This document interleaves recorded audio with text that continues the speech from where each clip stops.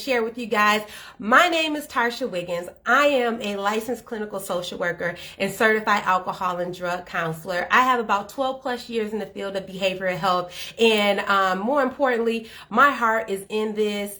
I absolutely am just drawn to people when we're talking about what's going on with people in their life, what's going on with people in their mind, what's going on with people in their hearts. This is just a topic that is near and dear to me, because after this year, if this didn't bring our awareness of mental health and the importance of making sure that we are well mentally, emotionally, I don't think anything else will. So that's why we need to have this conversation, and I'm so glad that you guys are here with me to do that. I'm hoping that we can talk a little bit about a lot of things tonight. Some of those including how we check in with our emotions, talking a little bit about boundaries, needing to talk a little bit about negative self-talk, and then most importantly, talking about how we're going to cope or manage all of these things. Essentially, everything that I just kind of listed off here is, or they are symptoms. These are the traits or symptoms of a variety of mental health diagnoses. So when we talk about our mental health, when we talk about mental illness, this is not something that, we want to reduce the stigma around it for sure. But when we talk about mental health, this is something that oftentimes happens in individual lives, because it's not just one thing, it's a variety or a combination of things. And what happens is that you develop symptoms or characteristics. The DSM-5 calls it symptoms, but you have a variety of things that's going on. And if all these things group together in a particular way, then you may be diagnosed with depression or anxiety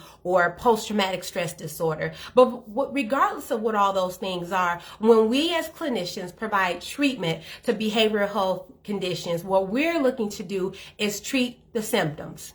We want to help our clients or our patients understand the power of their thoughts and how their thoughts affects their behaviors. We want to teach our clients or help our clients understand how they have to be tapped in or being able to recognize their emotions, and so that they then can monitor that, figure out different things they can do to help change that. So we're going to talk about a couple of different things tonight. And I'm hoping that you guys stick with me the full time and we can have a great conversation about all those things together. Hi, Linda. Hi, Darlene. Thanks for joining us tonight. So let's go ahead. Let's jump right into our first topic here. The first thing I thought it would be really helpful for us to just address is, how do we check in with our emotions? Why is that something that's even important? I think that there's been a big push this year just about bringing awareness to our mental health. But in doing that, a lot of times individuals talk about like mindfulness and meditation and journaling and things like that. And essentially what we're doing in a lot of those activities are we are coming back to one, or we're wanting to do this inward reflection of kind of getting this state or this check-in with ourselves. And the power of doing that is that sometimes what we tend to do as people is we'll feel a lot of things, we won't express it, we don't deal with it, but what we will do, and what we're really good at doing, is we just stuff those things on in there. So I'm angry, I'm frustrated, I'm tired, I feel overwhelmed, I have all these feelings, and then I just keep it in. I keep layering and layering all those things in me. And then all of a sudden I got high blood pressure. I'm having chest pains. I can't breathe, right? So oftentimes what we tend to do is that we'll take those emotions, we'll take those physiological responses, and we'll bottle all that stuff up. And then if it's left untreated or if it's left undealt with, those things will bubble up. Those things will create a kaboom in us, and everybody kaboom looks a little bit different. Some people have heart attacks. Some people have sleep disturbance. But what we want to do is we want to take a couple steps back. What we want to do is be able to say, hey, let's check in. Let's learn how to check in about how I'm feeling. And in doing that, learning how I can process that so that it doesn't layer. We don't want anybody to go kaboom, right? Do y'all want to go kaboom out there? I don't think anybody wants to, but unfortunately, that's exactly what happens. We haven't learned, we weren't taught, it wasn't a part of our cultural norms to talk about how you felt, to deal with to learn how to deal with your emotions, right? I grew up in a family, and a lot of my friends oftentimes we talk about how you didn't say how you felt, especially as a child. You didn't have a voice to say how you felt. No one asked you how you felt. And I think sometimes as adults, we still really struggle with that. But don't worry, you here with me. I'm going to talk about how we can do that right now. So when we talk about how do you check in with your feelings, right? Before we can really talk about how to check in with your feelings, it'll be helpful to understand how do we form feelings. So essentially what happens, without going too deep, is that we experience early on in our lives, we have exposure to different events or triggers. What happens is when we come into contact or we experience that, we have physiological changes in us. So that's like you'll have some changes in your brain chemistry and your hormones like dopamine, serotonin, things like that. Then our brain assigns an emotion to it, right?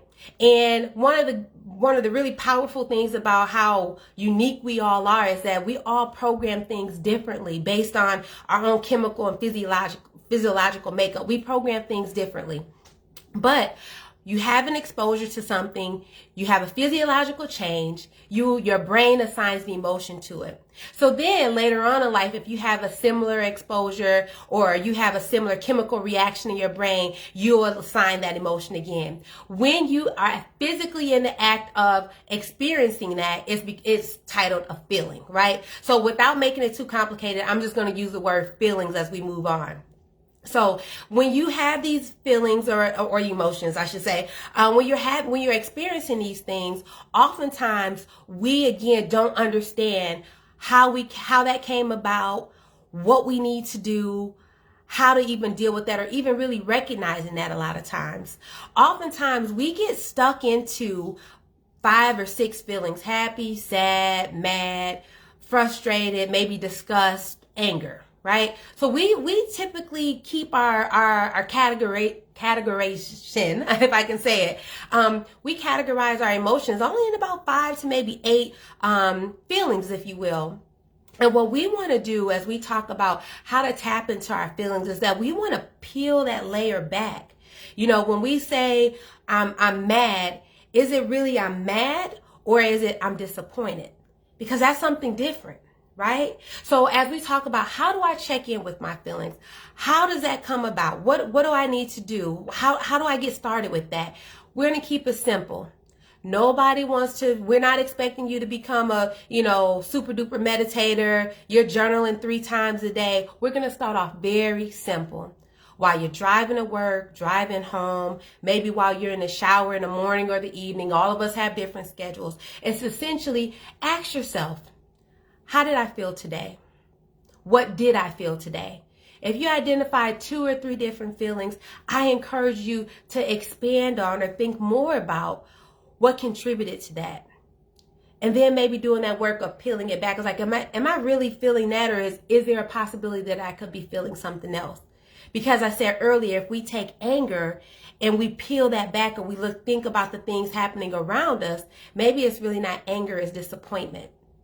And those 2 things can feel very different if we label it the right thing, right? Does that make sense to you guys? I just want to give you guys a second to chime back in. And while you're doing it, I'm going to say some hellos because I had a couple more people join us. Hi, Pam. Thanks for coming. Hi, Bridget. Thanks for coming. Thank you. Thank you. Thanks for the thumbs up, guys. But let me know, is this making sense to you guys? Any questions about that? Because this is a big concept, especially when you're doing individual work with a counselor or a therapist. We do a lot of talk about feelings. We do a lot of check-ins about emotions because it's such a connection to our behavior.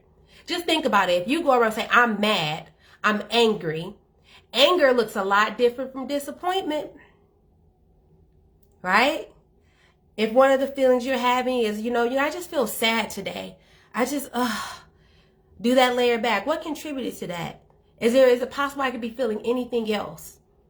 Well, maybe it's not that I'm sad. Maybe I'm just feeling hopeless. Like, gosh, it's just not getting better. This working from home, these kids, the work, the job. Anything else contributing to that? Could this be any other feelings that's associated with that? And maybe it's not I'm hopeless, it's I'm just worn out, right? Sadness versus worn out looks a lot different. And that's why it's so important to be able to check in with your emotions. So I know that was a lot in our first little 7 minutes or so here as we got started. But really just to recap, we assign our emotions based on physiological changes in our body when we were younger, right?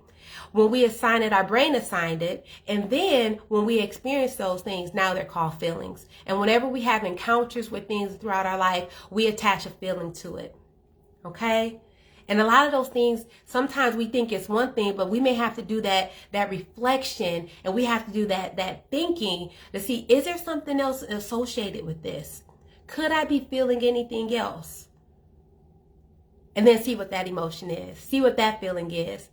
And I bet you'll probably have some differences there. And you may have that aha moment where I thought it was this, but it's actually something else. And when I really can identify what that emotion is, it probably is going to look a lot different than what you started from. All right, let me come to the chat here. Let's see if we have any questions. Let me see. All right. Let me just scroll up here. Oh, Kenya. Okay, all right, what do you got? What about the emotional connection with someone you broke up with, and is it hard to move on?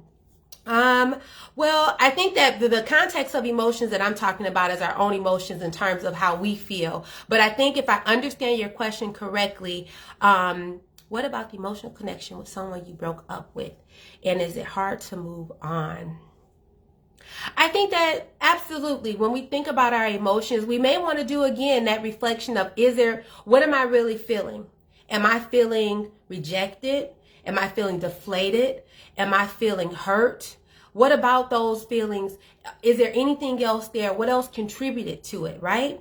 So then we may identify other emotions or things that's present with that. And you may also find yourself winding down where there's a combination of other factors and things that's playing into that. And I think one of those things might also be some of that internal negative self-talk, which we're going to talk about that in a little bit, y'all, because that's my tea right there.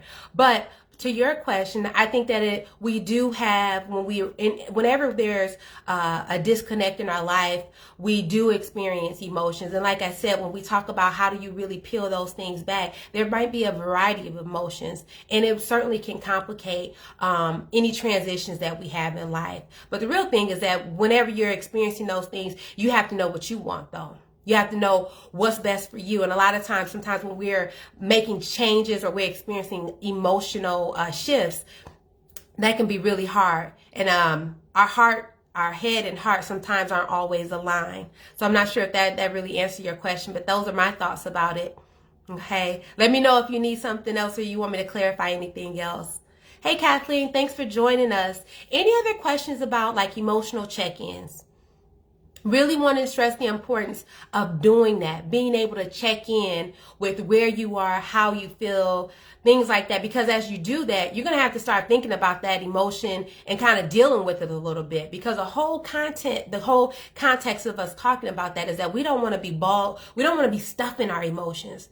We don't want to be feeling 50,000 things, never having dealt with it, and we carry that stuff into our next relationship, or we carry those things around and we short with other people, we're irritable, we got so much going on that we can't sleep at night, right? We don't have an appetite because we're just so boggled down with things. We got to learn how to check in with how we feel, and then we're going to learn how to do something with it, okay? Sounds good so far? We're coasting along? We all right? All right.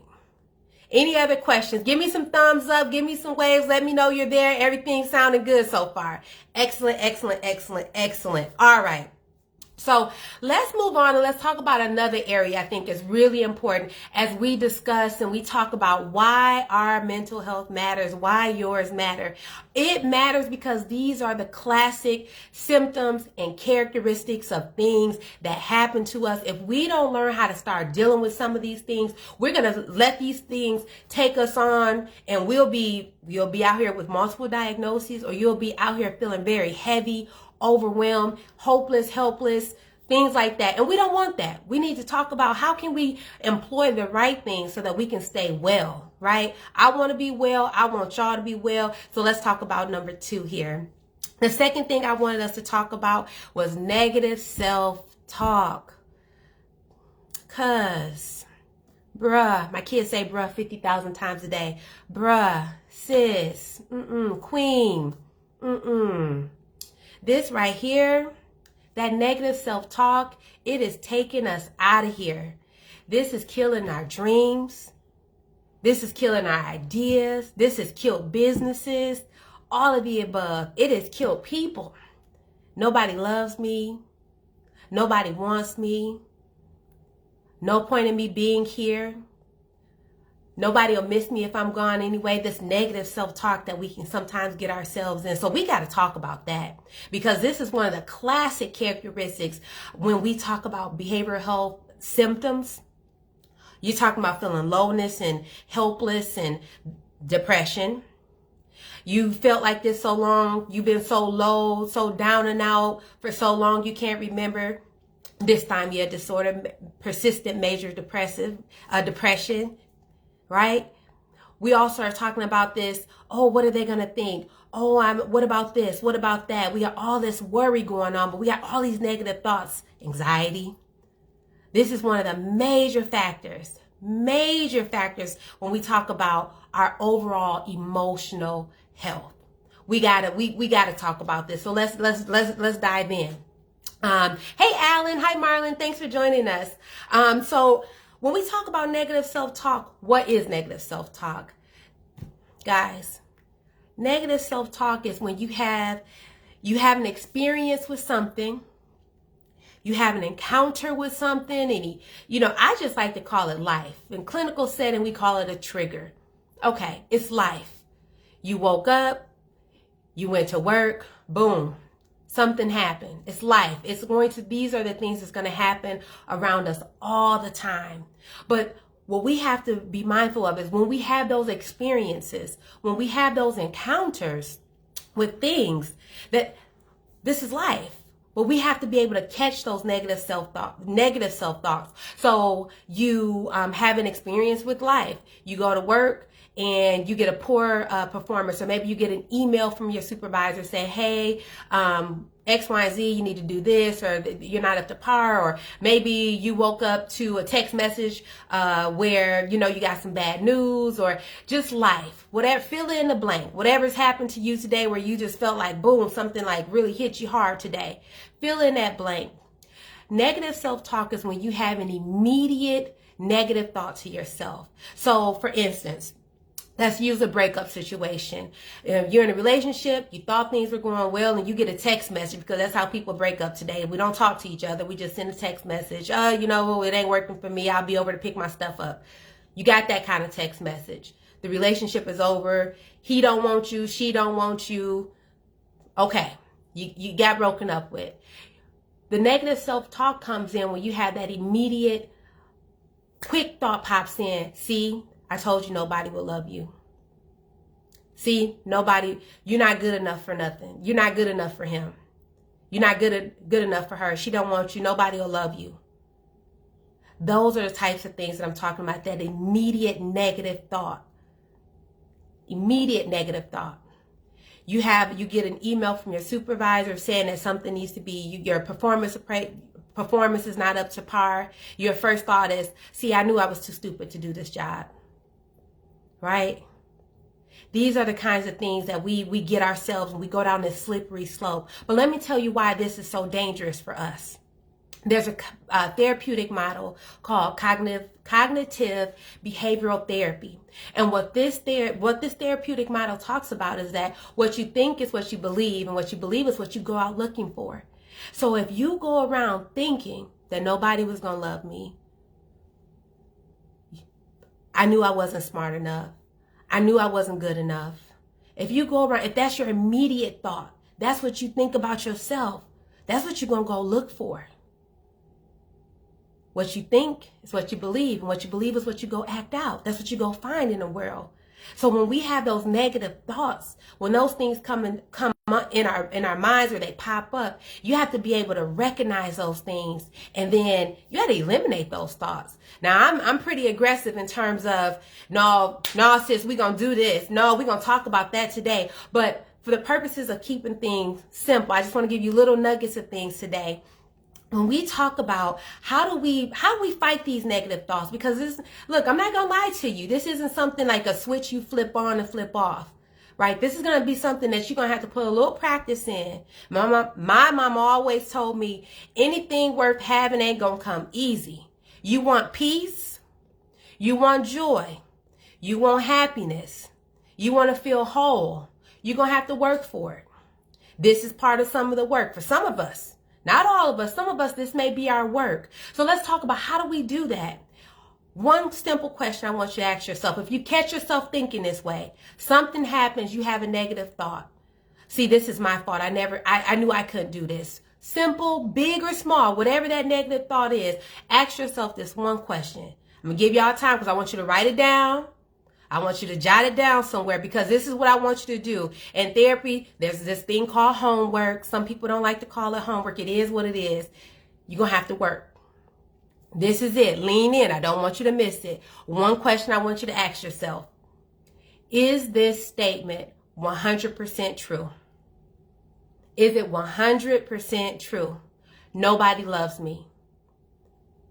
I'm not good enough. I'm dumb. Whatever your negative thoughts are, whatever that thing that Pop said, ask yourself, is this 100% true? Now, while you asking yourself that, I understand that when you're in a broken place, when you're in a dark place, you see darkness. You may not see the other side of this. So you ask yourself that question. Then then think of what was somebody else that loves you and knows you. What do you think they would say to that? Now, most of us, not all of us, will have that one person. Maybe it's my mom. Maybe it's my friend. Maybe it's my coworker who knows how diligent I work. What would they say? Would they say that's 100% true? I'm too stupid to do this job. I'm not good enough. Nobody loves me. I'm not worthy of love. Now, I'm going to tell some of you guys right now, I know a man named Jesus, right? And what he says is that you are worthy. You have purpose. Sometimes I've worked with individuals like, well, why would I be here to be in so much pain? To feel so hurt all the time? That can't be my purpose in life. And I'm like, well, I don't believe that's your purpose in life. Do you believe that's your purpose in life, to be hurt?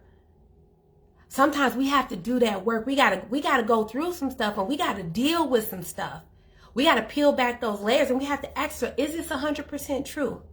Is this all I'm good at? Is there anything else out there for me? We have to challenge that negative thought. So essentially what we're doing with that one question is we're challenging it. Is this 100% true? It's not 100% true. Now, I'm keep it 100. My mom also told me that birds of a feather flock together. Now, my mama from the South, y'all probably like, my gosh, she got some sayings. My mama from the South, and she imparted a lot of old sayings. But what she was saying is that if you in a dark place, if you broken and you not whole, if you are hurt, if you're not emotionally stable, if you are struggling with some things in your life, the people in your circle may also be hurt. Not saying they may be hurt. So this may not be the person that you need to ask this question to. This may not be the person you want to approach and see what their response is. Just putting that out there. Because sometimes we surround ourselves with things that reflect us. Whatever is in us is what we're going to look for and what we surround ourselves with. Think about it. If you business-minded and you a go-getter, you probably don't have a bunch of lazy friends. Anybody out there with me? If you a hustler, you on a go, you pushing, you're not usually associating and kicking with people that's just complacent in life. The same may be apply in this instance. So just pieces, again, just giving you little pieces of things tonight. You apply where you see fit, okay? Any questions? I think I had something that popped up earlier. I just want to go back, but while I'm scrolling through the comments, I don't want to leave anything out because that's critical. That negative thinking, those negative thoughts, what we think and what we believe about ourselves. If we don't challenge those thoughts, if we don't change those things, that's what we're going to go out and look for. A lot of times people will be in relationships where same behavior, different face. I don't know why I keep getting this same guy. Yeah. What you looking for? What you putting out there? What do you believe for yourself? What do you expect for yourself? Right? We got to do that work. And the other thing about doing that is that when you can take that thought of nobody loves me, is that thought 100% true? Nobody loves me. Is that 100% true? If you can come back and say, well, so-and-so loves me, or, well, maybe, all we do is we're flipping that around just a little bit, where it goes from a complete no to a but, maybe. We lessen the severity of it. We start to change our emotional reaction to that thing. We start to rebuild and restructure our thought process about ourselves. And that's the power of doing that. Because again, what you think is what you believe, and that's what you're going to go out and find. And that's what we want to be able to change, because we want you to think highly of yourself. We want you to think about how great you are, how lovable you are, how exceptional you are, how whole you are, how healthy you are. Not how broken you are, how miserable you are. But in doing that work, you do become whole. You do become well. Right? This isn't something you flip on and off. This is something you're going to work for, baby. You're going to work. But nothing that's worth having comes easy. And it's all right. I don't always have it 100% right. Don't let I got my lips popping today. Got a little cute for y'all. Don't let it fool you. I'm not perfect. You're not perfect. Nobody's expecting perfection. But we're working at it. Okay? All right. Let me see. Do we have questions here? Hi, Kathleen. Thanks for joining us. Hi, Alan. Hey, Dominique. Thanks for coming. All right. I'm seeing some yes. Yes, it is. And then I say, hey, Angie. All right. I don't want to miss anything, guys. All right. Let me throw some waves back out here to you guys. All right. Cool. All right. I don't want to miss y'all. If you got some questions, you want some feedback about anything, let me know. Hi, Williams crew. Thanks for coming tonight. Are we good? Are we good so far? Making sense? All right. I don't want to leave y'all out. I don't want to go through it so fast and you be like, no, I ain't really catch that. Okay? We gonna get better. We gonna heal. We don't want our hiccups, hang-ups, all that stuff, things we experienced from our childhood, things we've experienced from past relationships that hurt, those emotional traumas that stick with us because we don't deal with it, we don't process our emotions. That hurt me. I felt violated. I felt betrayed. Let me what were my emotions around that? Let me deal with that, because what you don't want to do is take that to your next relationship. I'm just let that sit there. Don't take it to your next relationship. But we will if we don't deal with it, if we don't process it. We don't want to take those negative thoughts, that mindset. We don't want to carry that around anymore. You don't have to carry that around anymore. You don't have to go around feeling that way about yourself, thinking that way about yourself. Okay? All right, guys, because I'll get deep on it. I'm like, no. You ain't got to feel like that. I don't want you guys to feel like that, and you don't have to.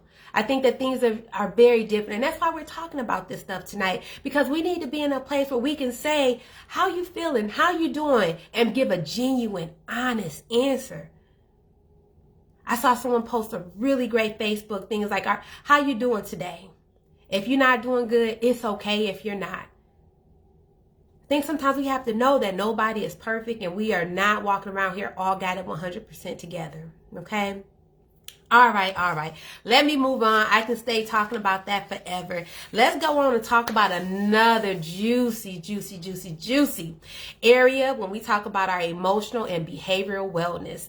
This one right here, if that negative self-talk didn't get you, if you didn't think that was like, ooh, that hit right, this one right here will. We got to talk about boundaries.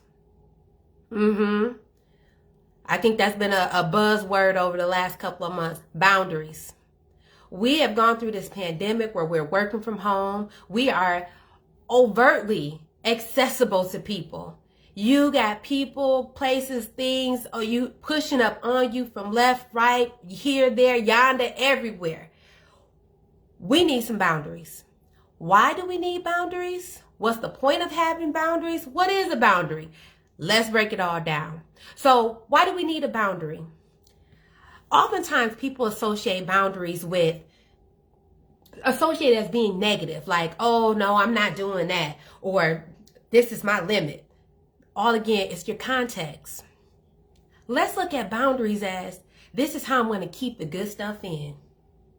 This is how I'm going to keep my safe place safe. This is how I'm going to keep my peace. Think about boundaries from that perspective.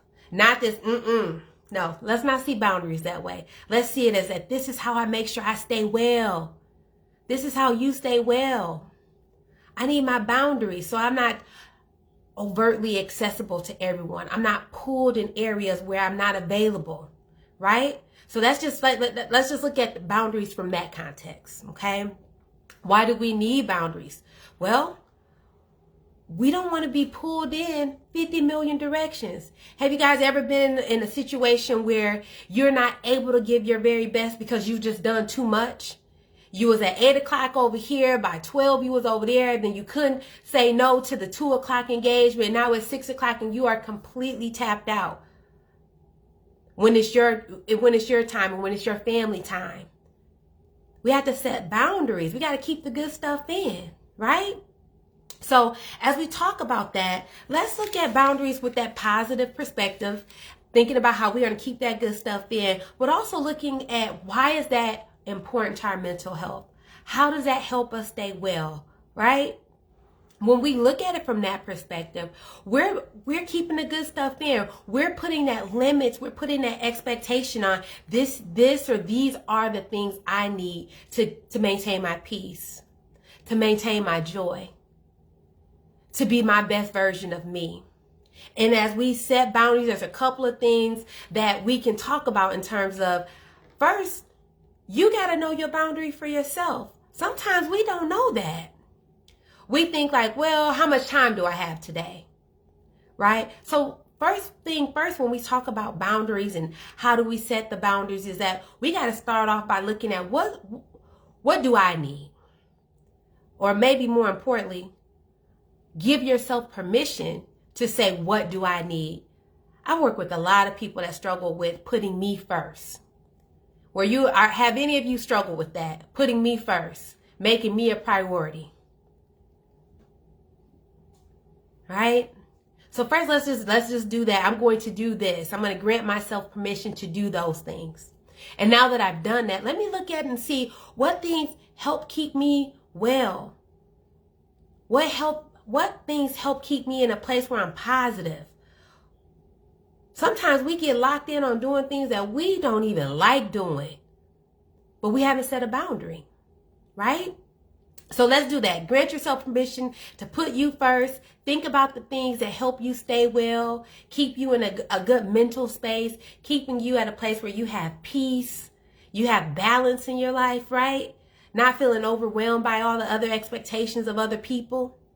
And then as you do that, got to refer to my notes on this one. We're going to practice that awareness of how do I feel? Sometimes we don't know our boundaries and we just got to feel things out.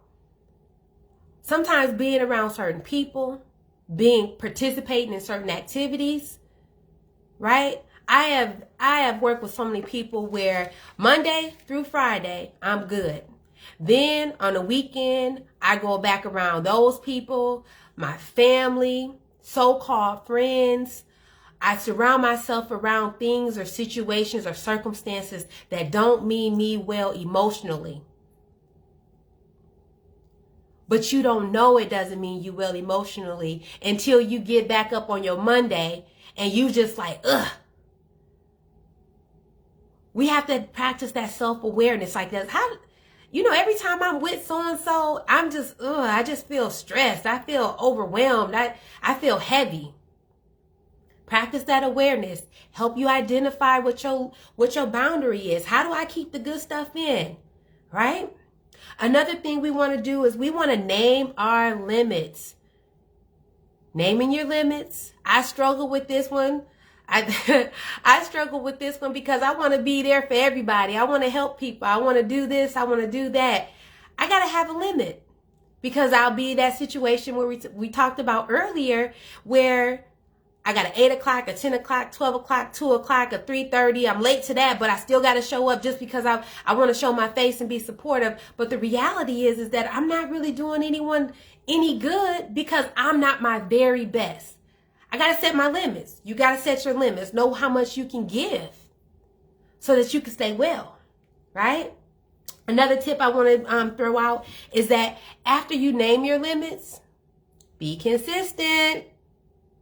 They gonna try you, right? They gonna try you. That's with all things in life.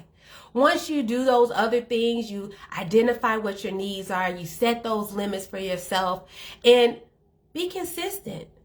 People may try to pull on you. Circumstances, situations may pull on you to pull you out of that place to change your limits. Be consistent. Be firm. Grant yourself permission to do what you said you're gonna do. Follow through with the things that you said you're going to follow through with. All right? Those are the things that you got to do in terms of when you're setting those boundaries, making sure that you're keeping that good stuff in, identifying what those things are, knowing how much you can give or lend or allocate to other areas of your life. Then be consistent. And don't necessarily take it as an offense when something or someone tries to pull you out of that. Sometimes we just have to educate people. And by us being consistent, they will become consistent. I'm going to say that again. By you being consistent, they will become consistent. Like, oh no, I already know don't call past 9 because she's not answering the phone. Or I already know that's not something that she or he's not going to be able to do that because you've been consistent. You've set that limit for yourself. You put that out there. You've expressed that need to someone. Okay? So be consistent. They will become consistent. All right. Any questions about boundaries? Any feedback about that? Things you want to throw out? Are we coasting? I'm going to scroll up a little bit, make sure I didn't miss anybody.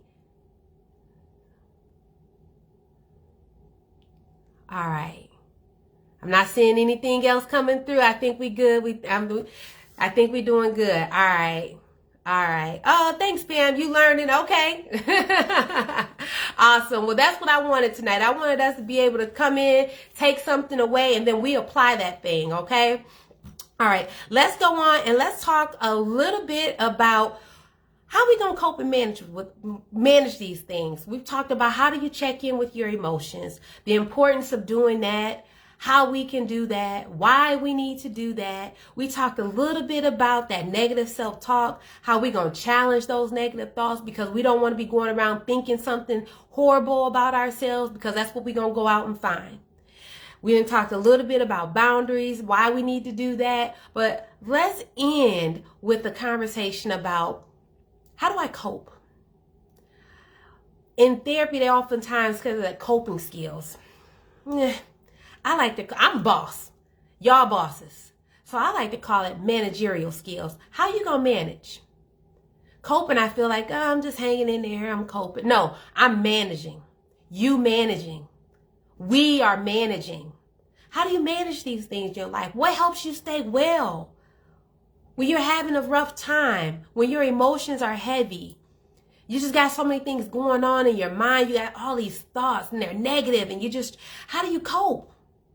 How do you cope? Tell me, how you guys cope? Let me get a couple comments from you guys. How do you cope? And be honest, because I'm just waiting for somebody to say alcohol, weed, pills, because that's how a lot of people are coping. And I'm be honest with you. I'm gonna lean in. That's abuse. Anytime you're using a substance to cope with something that's not intended for, that's a form of abuse. Now, before I lose all of you guys, just note that substance use and abuse, which can sometimes lead to dependence, is a slippery slope. Slippery slope. It started off as recreational. It started off as something that's, this just helped lighten things. It just get a little bit better for me. I ease up. That's medicating. You're medicating your emotional need with that substance. Now, some will argue, well, aren't you doing the same thing when you take medication for depression or when you take medication for anxiety and things like that? Yes, it is. But these medications are regulated. And while you're doing any type of medication regimen, I would strongly advise that you're working with a behavioral health therapist, counselor, something of that notion, so that you're talking through these things with someone else. But I don't want to get into that whole debate. I just want to throw that out there. It's a slippery slope. So let me read some of the comments here. Pray, meditate, love it. Talking to friends and professionals. Great way to manage. Great way to cope with some of the things that might be going on. I love that. Awesome. So other things I think that we can do that really helps us in terms of how do we manage and how do we cope with all these things is that we have to look at physical movement. When we talk about how we change our brain chemistry, physical movement is one of the bestest ways that we can naturally raise our endorphin, getting our heart rate up. That's one really great way to help bring you out of some lowness sometimes, help you break away from some of your thoughts. Meditation is an awesome way to help break you out of your thoughts. It kind of removes you from your physical situation. It takes you to a place where you can just be calm and you can really focus on your breathing. One of the benefits of meditation is that you can, with the deep breathing and the rhythmic breathing of that, is that you can naturally reduce your heart rate. You can self-regulate. And oftentimes that's really good when individuals are struggling with worry, racing thoughts. It's a great method to practice. Other things that we can do as we talk about coping or how we're going to manage some of these difficulties in life is we're gonna rest. Kind of goes hand in hand when we talked about boundaries a little bit, but when we talk about rest, is that we're going to do practices or we're going to do things that's going to help us move towards having deep REM sleep. I'm going to turn those phones off, those tablets off, the TV off, get your sleep habits, your rituals in place so that you can try to have that restorative sleep, right? Rest is key to our emotional wellness and physical health too. Whenever we talk about behavioral health symptoms, one of the things we always ask about is, what's your sleep pattern like? Do you wake feeling rested? Right? That's so key to our brains healing, our bodies healing. Okay. So that's one of the things that we can work on, is making sure we put some good practices in place so that we can have some of that restorative sleep. Other things that we want to be able to do, or things that you can try out, are making sure we're eating right. If you're eating cookies, cakes, pies, processed food all day, and then you just feel heavy and look at what you're eating. Sometimes that's our other form of medicine. It might be the best form of medicine, right? So be mindful about some of those things too. Other things I'm going to go on, of certainly big advocate of behavioral professional help, wanting you to get connected with a behavioral health provider. And just in case you didn't know, you don't got to be quote unquote crazy to talk with somebody, to work with someone. The definition of insanity, which is crazy, the definition of insanity is doing the same thing every day, expecting a different result. So if you are waking up doing the same stuff over and over and over and think that thing is going to turn around, that's the definition of insanity. So let's not do that. Let's try something new. get connected with a behavioral health professional. Talk with somebody about your problems. Talk with someone about the things you're feeling, some of the things you've experienced in your life. And know that this service, this benefit is covered just like when you go to the dentist, the eye doctor, or the physical doctor. It's something that's available to you. So tap into it. Try it out. I always say, this is just like going shopping for shoes. I know it's a lot of ladies on here. We know how it is. Your size 8 is not the same in every shoe. So have that same approach when you're working with a therapist or you're looking for a behavioral health professional. Know that you're just not going to pop in and this is going to magically be the one. It's a process to it, okay? So just go in knowing that. And go in knowing that you get to choose. If you're not feeling somebody, if it's just like, I just don't relate. He don't seem interested. If you don't have a comfort level with that person, now you know you're not going to talk to him. You know you're not showing up for your appointments. You know you're not going to follow through. So just have those bits of information. Know that it's not going to be a perfect match, most likely right out the gate. Know that you might have to give this thing some time, but give it a shot, okay? Other things we want to encourage, which is the use of natural supports, natural healthy supports in your life.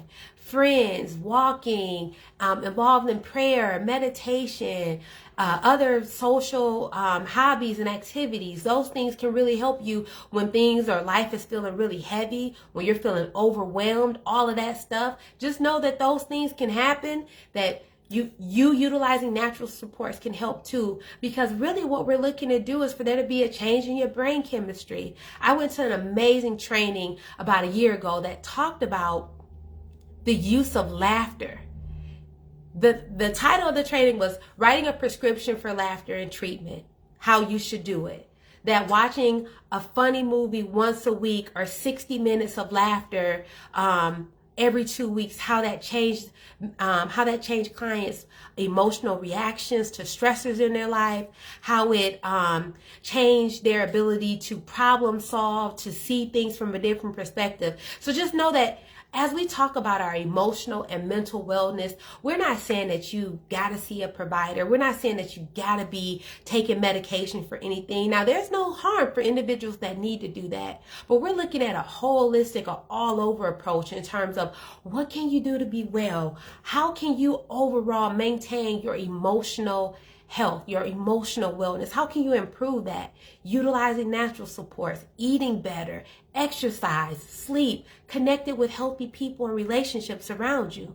All those things help you be well, stay well, or increase your wellness. And then employing some of the things we talked about today about setting boundaries, negative self-talk, all those things help you move towards a better emotional state for yourself. One other thing I wanted to talk about a little bit is we talked about it earlier, but sometimes individuals really enjoy journaling. And I feel like when the pandemic hit, that created a lot of time. So a lot of people got back to doing things that they never had time for. And I think journaling was one of them. But one of the beautiful things about journaling is that you have the opportunity to go back and see how you started, how things have progressed, how your insight has changed. So that's another really great tip or coping skill, that when you're having a rough day, a great day, is being able to take a couple of minutes, jot down how you're feeling, and keep in mind it's the 21st century. So journaling isn't, I'm going to actually buy a journal and write that out. Some people choose to do that, but there's all these apps and technology with our different devices, Androids and Apple phones and, Apple things in general, that you can use voice to text that help speed that process up for some of us that can be a little long-winded at times. But just know that these are all options. These are just some tips and tricks in terms of things you can do to stay well, be well, or improve your emotional health overall. And that was our content tonight.